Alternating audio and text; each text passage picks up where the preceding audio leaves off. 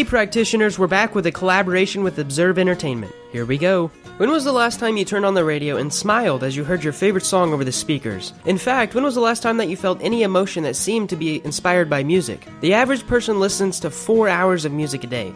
This is split between radio, streaming services like Spotify or Pandora, and personally owned musics like CDs, vinyls, downloads, podcasts, and other things.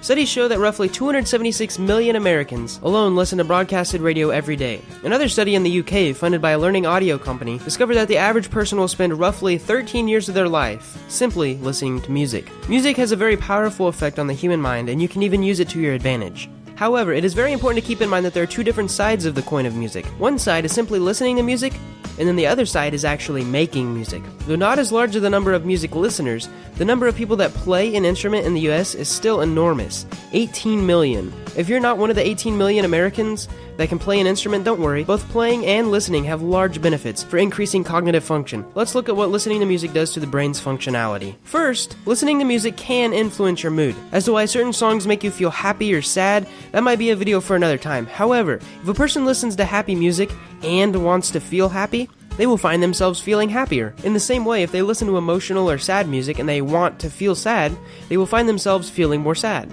The key to remember here is that the person listening to the music must honestly desire to feel a certain way in order for the music to affect them. A person who is passively listening to a happy song and doesn't desire to feel happy is far less likely to feel an emotional change than the person who desires to be happy. Part of the reason for this ties into the well-known phrase, mind over matter. Now, this phrase is usually discredited as an artistic way to try harder. However, there is more to this saying than one might expect. For instance, scientists at Harvard performed a study on Tibetan monks as they meditated. In the experiment, wet sheets were placed around the monks as they were placed in a really cool room, 40 degrees Fahrenheit. Instead of shivering uncontrollably, the monks began to exude an abnormal amount of body heat due to their meditation. It became so extreme that one of the researchers even noticed steam rising from their wet sheets. There are many more examples of how your brain controls your body. In fact, body language is one of the only things that you can fake until you make it. However, the key is to remember that if you truly want to be happy while listening to cheerful music, you are likely to succeed. Further on that note, when listening to music that you truly enjoy, your body will release dopamine, which is the feel-good neurochemical. This will chemically assist you in feeling happier. Also, listening to music can also assist your neurological productivity. In a fashion, a study was performed that established that a person listening to Mozart while working was more productive than a person working in silence.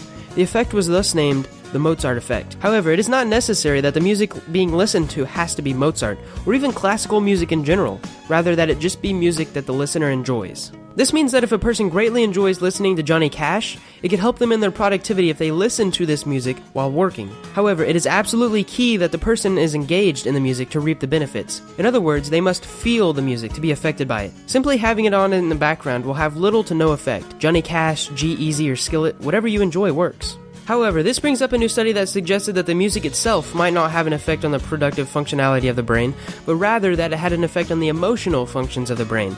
This, in turn, has a positive effect on productivity. Regardless of the means, the end was still the same. Listening to music can help a person be more productive at their work. Listening to music can also bring back memories, both good and bad. This closely ties into the first method of how music affects the brain. As we go through life, we attribute certain songs to certain events in our life. For instance, many people will put together a breakup playlist during a difficult relationship split. At the time, the songs may be meant to help them process the emotions of the breakup, but in the future, those songs will remind them of the emotions and memories they felt during that time. Part of the reason that these emotions can be attributed so strongly to a piece of music is due to how auditory cortex stores sound. For instance, the brain stores visual information a certain fashion due to the fact that a person can look over at something multiple times repetitively in a very short period of time. However, when hearing a sound, you can only hear that sound once until you play it again at a later time. Think of the difference between listening to the radio and reading a magazine. The radio can only be heard once at a particular given time, whereas a magazine can be read repeatedly. Due to this, the brain has developed the ability to hold on to echoic memory, slightly longer or more stronger than iconic memory. With that as the foundation of attaching auditory signals to memories, it becomes less curious why emotional memories are so easily tied to the sounds of music. Listening to music can give you energy to work or work out longer. Studies have shown that a person who listens to specifically selected songs will perform much better at the task at hand. There are a couple reasons for this. First is that the beat of the music sets a pace for our bodies to match while working or working out. The faster the beat, the faster the pace that we subconsciously set for ourselves. The next reason takes us a bit deeper. As music enters our ears, the vibrations are sent to our brain via electrical signals, which our brain then translates into the sound of music. As our brain works in time with the music, translating signals as it receives them, it sets a pattern for the rest of your body.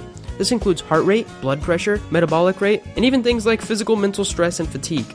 There are more ways that listening to music can affect the brain. However, now we are going to look at how playing music affects the brain. Now, it is common knowledge that actually playing a musical instrument is beneficial to the brain as it grows and develops. However, new studies have shown that it's not enough that a person simply takes music lessons and learns how to play an instrument. Rather, they must be engaged and interested in learning before the brain begins to show the effects. This means that the kid who sits at his or her desk and doodles all throughout band is not going to reap the same benefits as a kid who is actively involved in the class. Therefore, if a person wishes to reap the benefits of playing an instrument, it cannot just be any instrument. It must be one that they are passionate about. Whether it's a young boy who wishes to learn how to play the harmonica, or a teenage girl who deeply desires to learn the violin.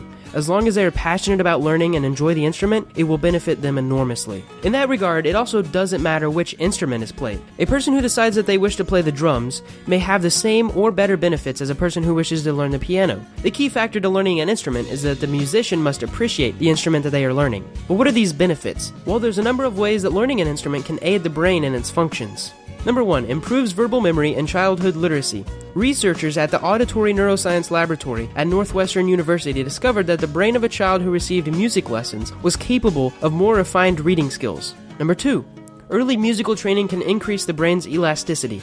Number 3. Improved fine motor skills. Learning an instrument has the capability of improving your motor skills. Nearly every instrument requires the use of one specific muscle group or another. The majority of the time, the learning of the instrument will not only train those muscle groups, but it will also assist the brain in learning how to control finer movements of the muscles of the body. Number 4, it improves executive function. A study from the Boston Children's Hospital discovered a possible link between the learning of an instrument and the brain's executive functionality. Executive functions are the mental processes that allow us to plan, focus on attention, remember instructions, multitask, quickly process information, solve problems, regulate our behaviors, and adjust to changing mental demands. Number 5, it improves white matter connectivity. This is also something that is connected to meditation. In 2013, researchers conducted a study on how early music lessons affect the brain. The study showed that there were significant effects on the brain if the lessons were taken within the 6 to 8 year range. The brains of these children had stronger connections between motor regions. But why does music have this sort of effect on our brains? Well, the answer to that question was actually unknown until the 1990s, when the fMRI was created. Upon the invention of this machine, scientists discovered that music engaged and stimulated a vast amount of the brain and concordant with each other in a way that no other art or practice did. From the movement of the body, which activates the motor cortex and cerebellum, to the anticipation of flow and the tune of the song, which activates the prefrontal cortex, music woke up the brain unlike anything else known to man. So it's important not to discredit music as an enjoyable pastime or pleasant background noise. It's a brilliant medium that can be used to help your everyday life. If you're struggling to study for an exam, listening to music that you enjoy can help wake your brain up. If you're feeling sad on a certain day and want to feel better, listening to some happy songs can lift your spirits. If you wish to improve your brain's ability to function in general, picking up and learning an instrument will give your brain a noticeable boost. Finally, if you have a workout goal in mind, but feel like you simply can't push through to success, turn on a tune with a good beat and allow your body to match the pace and carry you through to the finish. These days, music is never far from reach. With smartphones and the internet, good tunes are accessible nearly everywhere at any time, so don't be afraid to listen to it. It can help you in all areas of your life. Now, before I end this video, I want to say a big thanks to Observe Entertainment. You can check out his channel in the description or at this end screen. He actually came up and wrote most of the information for this script, so big thanks to him. I hope you guys liked this video and learned something, and if you did, click the like button, or if you haven't already, the subscribe button. Thanks so much, guys.